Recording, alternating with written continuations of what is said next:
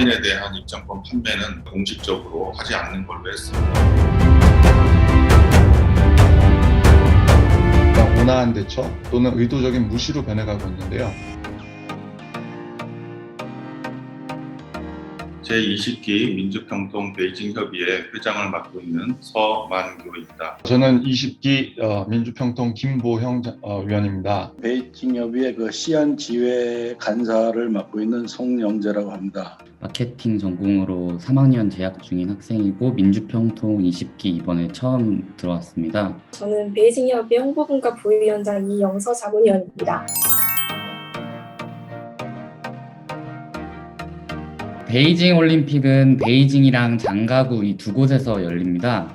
2022년에 이제 총 15개의 종목, 세부 종목으로는 109개의 세부 종목이 실시될 예정이고요. 특히 스피드 스케이팅은 금메달이 총 14개로 가장 많은 금메달을 가지고 있는 종목입니다. 봅슬레이 여자 1인승, 프리스타일 스키 남자 빅에어, 프리스타일 스키 여자 빅에어, 프리스타일 스키 에어리얼 혼성 단체전, 쇼트트랙 혼성 계주, 스키점프 혼성 단체전, 스노우보드 크로스 혼성 단체전 총 7개 종목이 이번에 신규 종목으로 채택되었습니다. 이번에 2022년 북경 동계올림픽 마스코트는 이제 삥둔둔으로 판다를 모티브로 한 이미지이고, 패럴림픽 마스코트는 홍등을 모티브로 한 쉐롱롱이라고 합니다. 2022년 춘절쯤 시작되는 올림픽인 만큼 이제 춘절 분위기와도 많이 어울리는 마스코트로 구성한 것 같습니다. 사실 이쪽에 살고 있는 사람들은 전혀 베이징 올림픽의 분위기를 느끼지 못하고 있습니다. 그러니까 2008년도에 하계올림픽을 베이징에서 했는데 그 당시에 도시는 완전 축제 분위기고 시설의 개보수라든가 이런 게 굉장히 많았는데 지금은 아무런 느낌도 없는 그런 상황입니다. 또 그런 것이 북경은 지금 현재 아주 방역 상황이 엄중한 그런 상황입니다. 그래서 20인 이상의 모임은 기본적으로 자제가 되고 있고, 저희가 다만 올림픽을 느낄 수 있는 것은 중국 TV를 틀면 올림픽을 하는구나 정도의 느낌만 가지고 있는 상황입니다. 시안에서 개최되는 올림픽 종목은 없고요. 한인에는 물론 총영사관도 업무가 중지 상태이고 재택근무를 하고 있는 중입니다. 친구들 사이에서도 중국인 사이에서도 올림픽 얘기가 잘 나오지 않고 있고, 여기서 특별히 행사 같은 거를 주최하는 것도 제가 본 적이 없어서 코로나로 인한 건지 아니면 정부의 지침 사항인지 동계올림픽 분위기도 천진에서는 사실 느끼기가 조금 어렵습니다. 심각 인권 문제를 명분으로 미국을 시작으로 외교적 보이콧을 선언한 상태입니다. 여기서 외교적 보이콧이란 전면적 보이콧보다는 한 단계 낮은 개념으로 선수단은 파견하되 외교사절단은 파견하지 않는다는 의미입니다. 여기에 대한 중국의 반응은 올림픽 헌장 정신에 대한 모욕이자 정치적 도발이며 14억 인구에 대한 불쾌감을 주는 처사라고 신랄하게 비판했었는데요. 최근에는 중국 정부의 이런 기조가 조금 변화되고 있습니다. 간단히 말씀드리면 약간 온화한 대처 또는 의도적인 무시로 변해가고 있는데요. 중국 정부의 이러한 기조 변화는 1980년 모스크바 올림픽 당시에 67개국이 보이콧에 참여했던 것과 달리 이번 보이콧에 동조하는 움직임이 예상보다는 크지 않다라는 안도감이 있는 것 같고요. 일부는 또 보이콧에 하나하나 대응하면서 보이콧 자체를 쟁점화하지 않겠다라는 의도도 깔린 것으로 보여집니다. 일반인에 대한 입장권 판매는 중국 정부가 공식적으로 하지 않는 걸로 했습니다. 반면에 이제 몇몇 인사에 대해서는 이제 초청으로 이루어지는데요.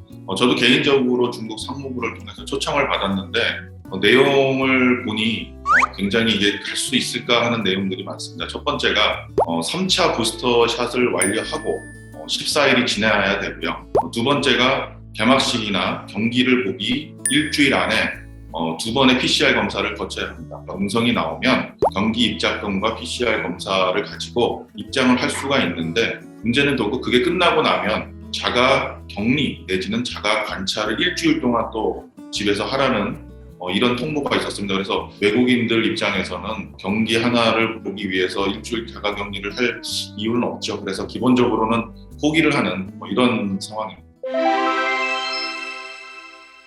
북경에도 지인들만 해도 참여하고 있는 분들이 되게 많은데요. 제가 이해하고 있는 바로는 한국 유학생들이 진행요원으로 활동할 수 있는 경로는 총 2가지입니다. 첫 번째는 학교 내부 선발 제도를 이용하는 것이고요. 두 번째 같은 경우에는 한국방송사 올림픽 중계방송 지원 근무를 나가는 것이에요. 해당 활동에 참여한 지인들과 간단한 인터뷰를 진행해 보았는데요.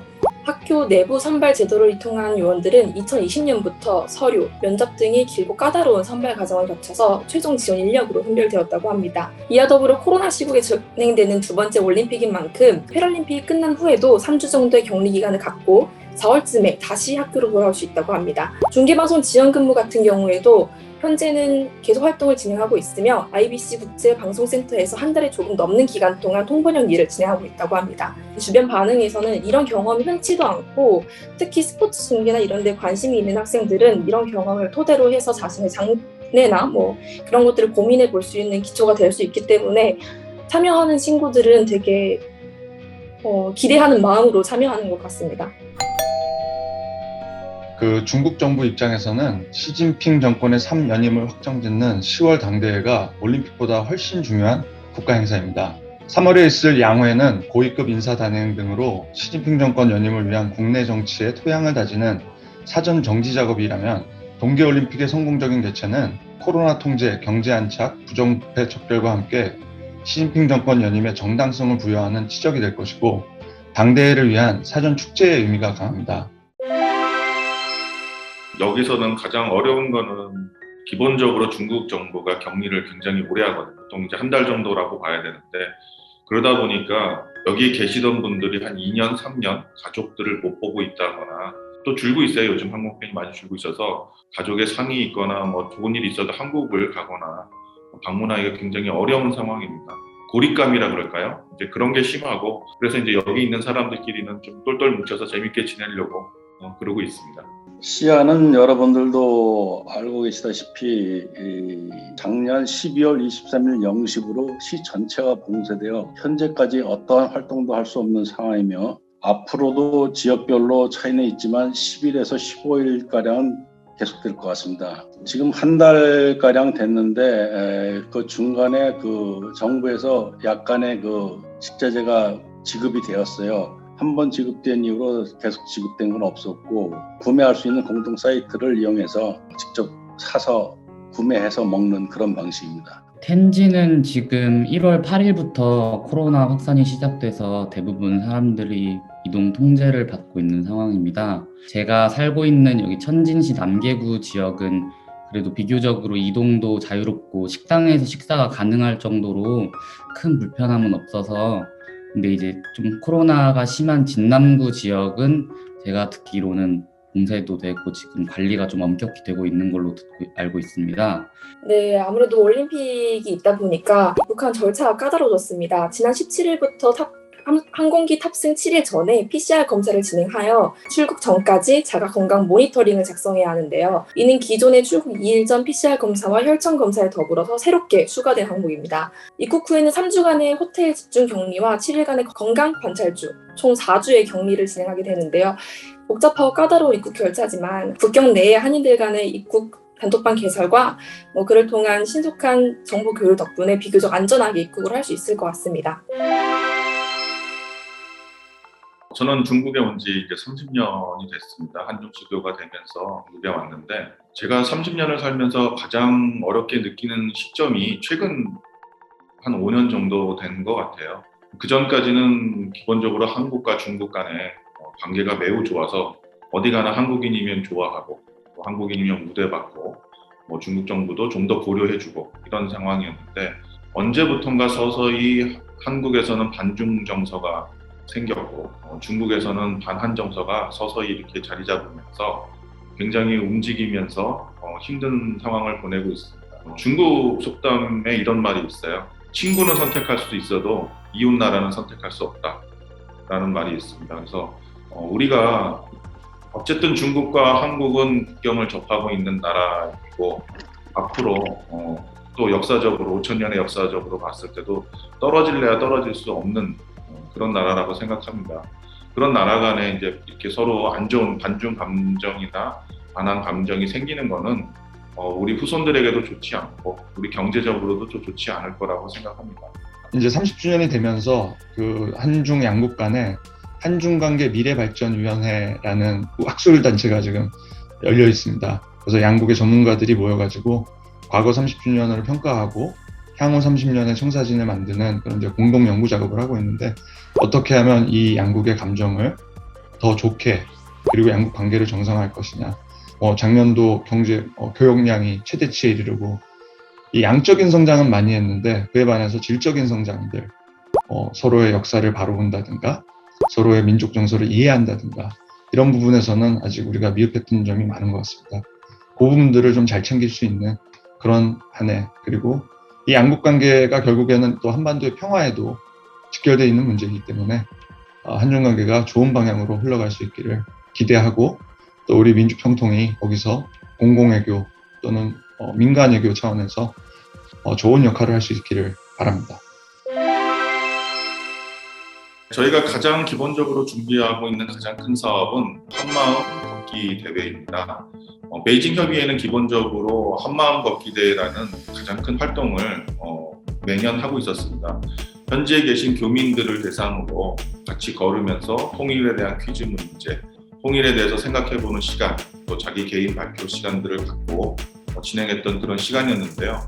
금년에는 좀 이걸 30주년을 기해서 좀 확대하려고 생각을 하고 있습니다. 그래서 여기에 계신 교포들도 참석을 하고, 통일부의 허가를 지금 진행 중인데 북한 여기 대사관에 있는 북한인 사람들도 좀 참여를 해서 같이 걷고 같이 한번 의견을 나눠보는 한민족 한마음 걷기 대회를 준비 중에 있습니다. 또 하나는 한민족 음식 축제를 저희가 지속적으로 금년에 추진할 계획입니다. 이거는 한국인을 대상하는 건 아니고요. 저희가 한국의 음식과 북한의 음식을 같이 만들어 보는 그런 체험의 장입니다. 이거를 중국인들 대상으로 해서 중국인들에게 한국 음식과 북한의 음식이 크게 다르지 않고 한국과 북한은 다른 나라가 아니라 뿌리가 같은 나라구나라는 거를 저희가 은근히 좀 선전을 하는 축제의 마당으로 만들고 있는 그런 사업입니다. 올림픽은 평화의 장입니다.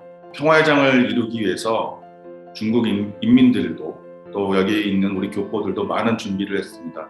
한국에서 오시는 선수단 안전하게 돌아가실 수 있도록 많은 준비를 했으니까 최선을 다해서 실력 발휘해 주시고 저희도 힘닿는 데까지 서포트하겠습니다. 베이징 올림픽 파이팅! 베이징 올림픽이 무사히 마무리되기를 기원하면서 한국 선수단의 그 멋진 활약도 기대해 봅니다. 아울러 중국도 조속히 위드 코로나 시대가 되어 예전과 같이 한국 등 외국을 자유로이 좀 오갈 수 있기를 희망하고 소망합니다. 감사합니다.